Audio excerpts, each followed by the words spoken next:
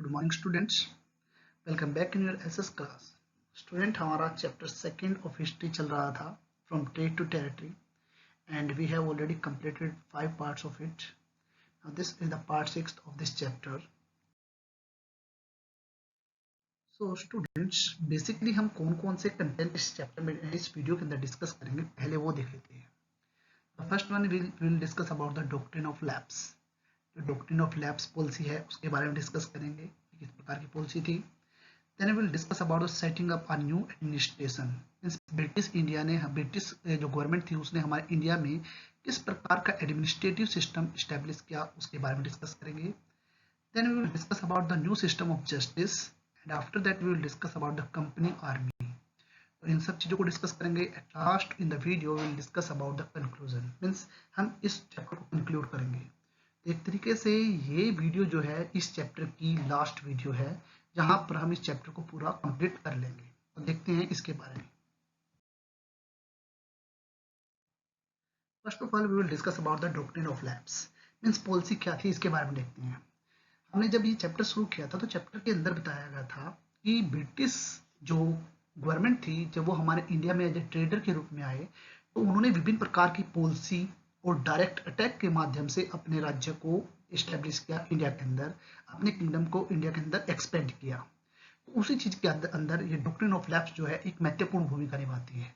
तो सबसे पहले हमारे यहाँ पर बेसिक क्वेश्चन आता है कि what was doctrine of lapse.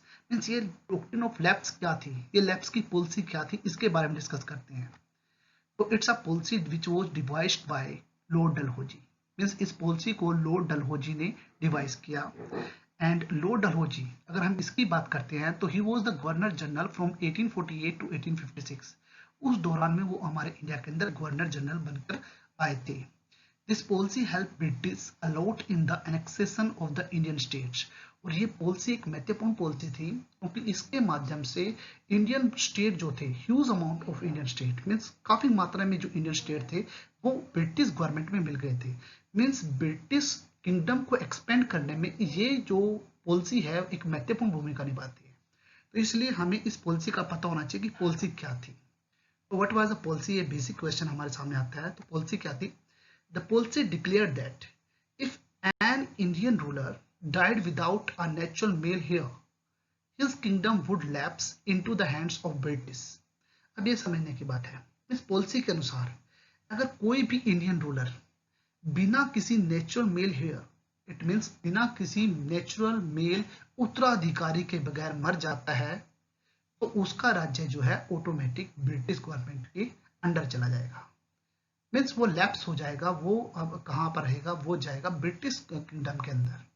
Means वो किसी भी, अगर हम बात करते हैं, अगर वो ब्रिटिश गवर्नमेंट से अधिकार मांगता है या कह सकते हो रिक्वेस्ट करता है कि उनको कोई उत्तराधिकारी अडॉप्ट करने का अधिकार दे दे, तो ये बहुत ही रेयर था। और अडॉप्टेड जो सन है वो किसी भी तरीके से किंगडम का हेयर नहीं माना जाता।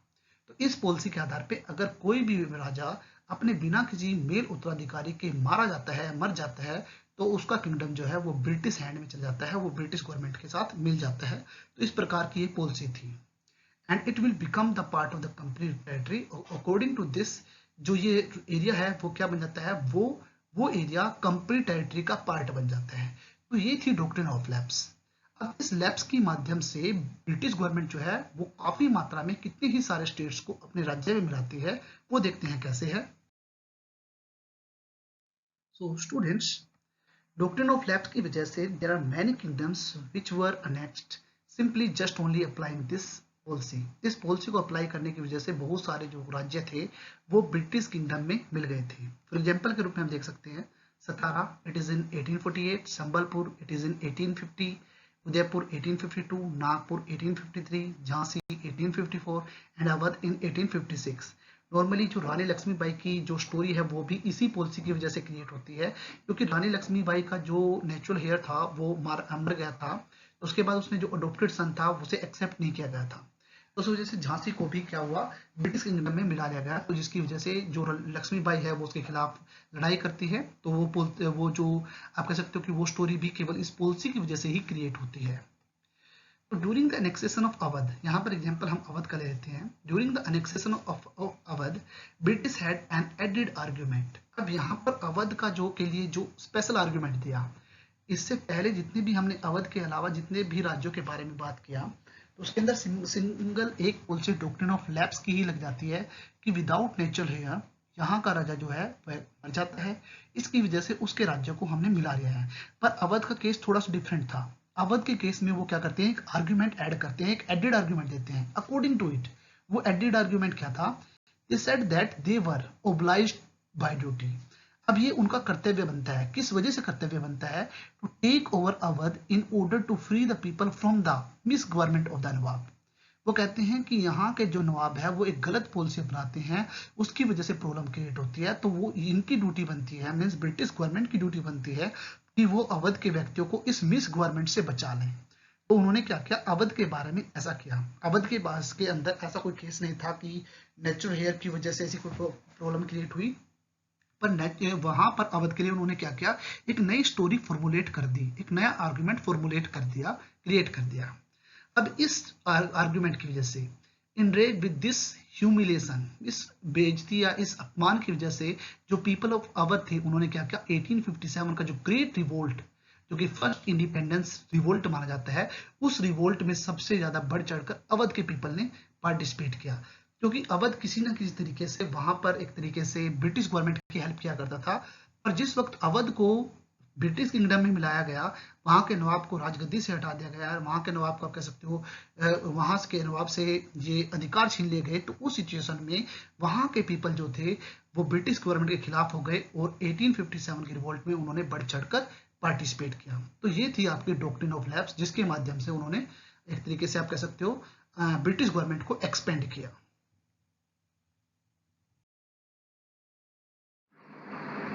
So students, you can see the map of India in 1797, and you can see the places where British rules was expanded. आप यहाँ पर देख सकते हो कि इंडिया के अंदर 1797 के अंदर किस किस एरिया के अंदर ब्रिटिश गवर्नमेंट का अधिकार था। तो येलो कलर जो है वो इस चीज को ही डिनोट करता है, इस चीज को ही बताता है। Now you can see the map of 1857, और 1857 के अंदर इंडिया के अंदर ब्रिटिश किंगडम कितना एक्सपेंड हो चुका था। पिंक कलर आपको यही चीज डिनोट कर रहे हैं। तो इस तरीके से ब्रिटिश गवर्नमेंट ने इंडिया के अंदर डिफरेंट पॉलिसीज के माध्यम से और डिफरेंट डायरेक्ट मिलिट्री अटैक के माध्यम से इंडिया का नियर अबाउट मैक्सिमम पार्ट जो था अपने अंडर कर लिया था। तो इस प्रकार से में जो ब्रिटिश किंगडम था वो एक्सपेंड हुआ हमारे इंडिया के अंदर।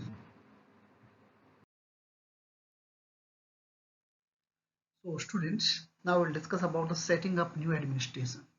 ब्रिटिश गवर्नमेंट ने क्या किया, डिफरेंट पॉलिसी के माध्यम से इंडिया के मैक्सिमम पार्ट पर अधिकार कर लिया। तो वो क्या करती है, एडमिनिस्ट्रेशन की कुछ नई पॉलिसीज अपनाती है। रीजन क्या था, क्योंकि अलग अलग राज्यों को बोलने, अलग अलग थिंग्स को अपनाने वाले पीपल यहाँ पर रहते थे, अलग अलग जो फॉलोअर्स थे जो कि अलग अलग रिचुअल्स को अपनाते थे। तो इन सब चीज़ों की वजह से उनको काफ़ी प्रॉब्लम क्रिएट हुई थी। तो उन्होंने क्या किया, एक न्यू एडमिनिस्ट्रेशन जो था वो सेटअप किया। तो देखते हैं वो क्या है। सबसे पहले हम बात करते हैं वॉरेन हेस्टिंग्स की। अब वॉरेन हेस्टिंग्स कौन थे, first governor general of India, जो कि 1773 से लेकर 1775 के लिए हमारे इंडिया में रहे, और इन्होंने एक महत्वपूर्ण भूमिका निभाई इंडिया के अंदर कंपनी पावर को के एक्सपेंशन में। एक महत्वपूर्ण आप कह सकते एक सिग्निफिकेंट रोल उन्होंने प्ले किया। British territory was expanded and company had acquired not only in Bengal but also in Bombay and Madras. अब ब्रिटिश टेरिटरी जो थी वो एक्सपेंड हो चुकी थी। पहले उन्होंने अपना बेस बंगाल में सेटअप किया, पर उसके बावजूद उनको बॉम्बे, मद्रास या कह सकते हो other part of the India उनके ऊपर अधिकार हो चुका था। अब इस आधार पे उन्हें एक न्यू एडमिनिस्ट्रेशन की रिक्वायरमेंट थी। So British territory was broadly divided into administrative units and they are called presidency. British government ने क्या किया, अपनी कुछ एडमिनिस्ट्रेटिव यूनिट क्रिएट कर ली और उनका नाम उन्होंने क्या कर दिया, प्रेसिडेंसी। तो इस तरीके से आपकी 3 प्रेसिडेंसी वहां पर क्रिएट हो जाती हैं। The first one is Bengal presidency, and the second one is Madras presidency, and the next one is Bombay presidency. और ये तीनों की तीनों प्रेसिडेंसी जो है वो एक यूनिट बन जाती है एडमिनिस्ट्रेटिव, जो कि अपने एरिया के अंदर एडमिनिस्ट्रेशन जो है उसका ध्यान रखती है। And each administrative unit means each presidency ruled by governor. Note down student, I am saying here governor. हर एक जो प्रेसिडेंसी थी वो एक गवर्नर के द्वारा रूल की जाती थी, बट जो सुप्रीम हेड होता था वो होता था गवर्नर जनरल, जो कि एंटायर जो एरिया है उसके बारे में डिसीजन लेगा। तो हर एक प्रेसिडेंसी को क्या हुआ, हर एक प्रेसिडेंसी के ऊपर एक हेड है जो कि गवर्नर होगा, और उन सब के ऊपर क्या है, एक गवर्नर जनरल है जो कि एंटायर प्रेसिडेंसी से रिलेटेड डिसीजन ले सकता है। तो इस तरीके से उन्होंने क्या किया, ये एक न्यू एडमिनिस्ट्रेटिव पॉलिसी इंडिया के अंदर अपनाई। अब वॉरेन हेस्टिंग्स जो था, उन्होंने विभिन्न प्रकार के एडमिनिस्ट्रेटिव रिफॉर्म्स भी किए, और ये रिफॉर्म्स कहाँ कहाँ पर किए, in the sphere of justice and in the sphere of army. Means उन्होंने जस्टिस और आर्मी, इन दो पॉलिसी, इन दो जो फील्ड थे, इन दो फील्ड के अंदर बहुत ज्यादा आप कह सकते हो रिफॉर्म्स किए। अब इन रिफॉर्म्स को आगे पढ़ते हैं कि किस जो जस्टिस है या आर्मी है, इन एरियाज या इन पार्ट्स में क्या क्या वो रिफॉर्म करते हैं, उनके बारे में हम यहाँ पर डिस्कस करते हैं।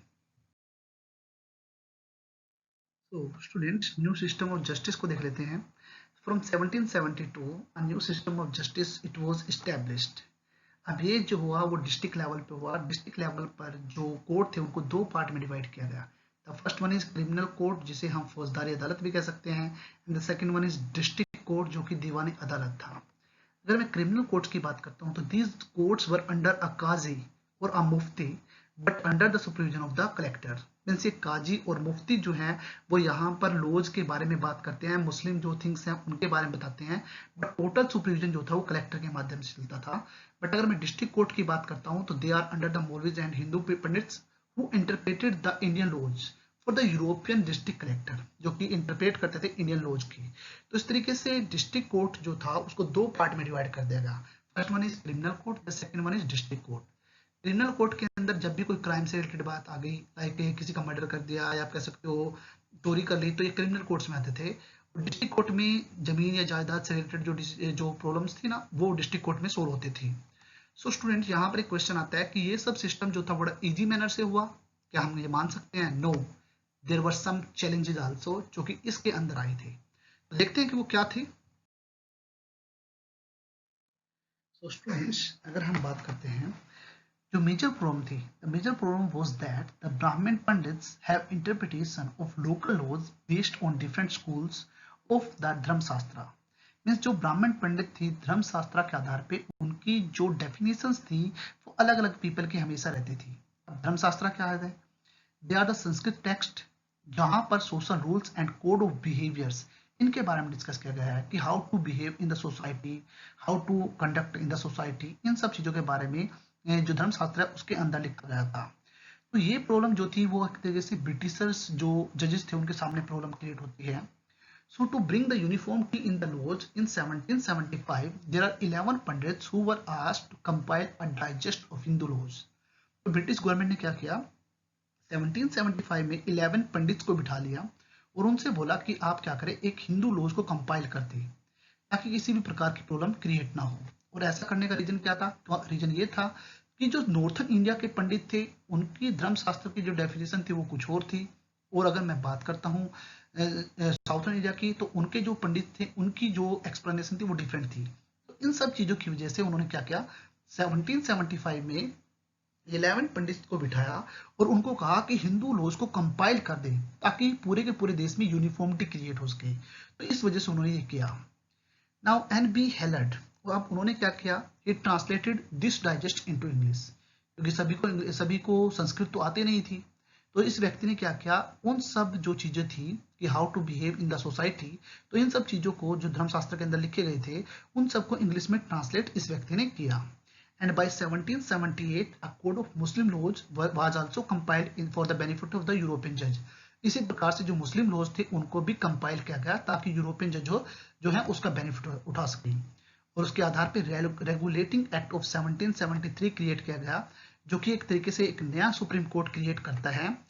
और ये सुप्रीम कोर्ट जो है वो था कैलकाटा के अंदर, जिसका नाम था सदर निजामत अदालत। जो सदर निजामत अदालत जो थी वो कैलकाटा के अंदर सुप्रीम कोर्ट के रूप में आई। नोट डाउन स्टूडेंट, उस वक्त जो कैलकाटा थी वो देश की कैपिटल थी, तो सुप्रीम कोर्ट वहां पर था। आज इंडिया की कैपिटल जो दिल्ली में है, तो सुप्रीम कोर्ट दिल्ली के अंदर है। तो इस तरीके से ये सिस्टम जो था जस्टिस का उन्होंने क्रिएट किया। सो स्टूडेंट्स, अगर मैं बात करता हूँ जो सिस्टम था वो डिस्ट्रिक्ट लेवल तक क्रिएट था, तो इस तरीके से जो प्रिंसिपल फिगर था इस टोटल एरिया के अंदर जो कि इंडियन डिस्ट्रिक्ट पे आप कह सकते हो एक तरीके से इंडियन डिस्ट्रिक्ट के अंदर जो हेड होता था वो होता था कलेक्टर। कलेक्टर का जो मेन काम था, इट्स मेन जो was to collect revenue and taxes, and the second one is to maintain law and order in his district. Means district level पर अगर जो मेन फिगर मानते हैं, हम जो प्रिंसिपल फिगर मानते हैं, वो कलेक्टर था, जिसका मेन काम क्या होता था, रेवेन्यू और टैक्सेस को कलेक्ट करना और साथ ही साथ डिस्ट्रिक्ट के अंदर लॉ एंड ऑर्डर मेंटेन करना। अब वो करता कैसे था, वो करता था विद द हेल्प ऑफ जजेस and police officers and darogas, means इनकी सहायता से। तो इस तरीके से जो कलेक्टर था, he became the new centre of power and patrons that steadily replace previous holder of the authority. तो इस तरीके से अब क्या हुआ, अब कलेक्टर जो है वो मेन पावर का सेंटर पॉइंट बन गया। मीन्स सेंटर जो पावर की सेंटर जो पावर है वो कलेक्टर के पास है, जो कि पहले नवाब के पास होती थी। और इस तरीके से जो नवाब जो कि प्रीवियस होल्डर थे अथॉरिटी के, अब वो रिप्लेस हो गए कलेक्टर में। मीन्स पहले डिसीजन लेने का अधिकार, पहले एक तरीके से रूल एंड रेगुलेशन मेंटेन करने का अधिकार या लॉ एंड ऑर्डर मेंटेन करने का अधिकार केवल नवाब के पास था। अब वो नवाब वहां से हट गया, अब डिस्ट्रिक्ट लेवल पे कलेक्टर के पास वो अधिकार चला गया। तो अब क्या हुआ, सेंटर ऑफ पावर कलेक्टर के पास चली गई। अब कलेक्टर जो था वो सेंटर ऑफ पावर बन चुका था। तो इस तरीके से ये न्यू सिस्टम ऑफ जस्टिस जो था वो ब्रिटिश गवर्नमेंट ने हमारे इंडिया में स्टैब्लिश किया था। So no student, we will discuss about the company army. तो हमने यहाँ पर जब न्यू एडमिनिस्ट्रेटिव सिस्टम के बारे में डिस्कस किया था तो उसमें बताया था कि उन्होंने दो एरिया के अंदर, first one is justice and second one is army, इन दो के अंदर एक न्यू एडमिनिस्ट्रेटिव जो पॉइंट था या एक तरह से न्यू पॉलिसी जो थी वो स्टैब्लिश की। तो जस्टिस हम पढ़ चुके हैं, अब हम आर्मी के बारे में डिस्कस करेंगे। The power of the colonial administration rested on its military strength. No down British government ने अपने यहाँ पर जड़ें मजबूत की। उस जड़ें मजबूत करने के अंदर मिलिट्री जो स्ट्रेंथ थी वो भी एक महत्वपूर्ण पार्ट था। कारण क्या था, विदाउट मिलिट्री वो कुछ नहीं कर सकते थे। तो उन्होंने अपनी मिलिट्री स्ट्रेंथ जो थी वो भी क्रिएट की। Army during the Mughal period दो प्रकार की होती थी। अगर हम नॉर्मली बात करें मुगल पीरियड के दौरान में दो प्रकार की आर्मी हुआ करती थी। First one is cavalry, train soldier on horse back, इन्हें हम घुड़सवार कह सकते हैं। तो मैंने सवार से लिखा है। कैवलरी थी जो कि घुड़सवार हुआ करते थे, they are the train soldiers on the horseback. And the second one is infantry, पैदल soldier, means they are train in archery and sword, जो कि तीरंदाजी में और तलवार चलाने में बहुत ज्यादा निपुण हुआ करते थे। तो मुगल पीरियड के दौरान में ये दो प्रकार की आर्मी हमेशा इंडिया में होती थी। अब कैवलरी जो थी वो हमेशा डोमिनेट करती थी आर्मी के अंदर।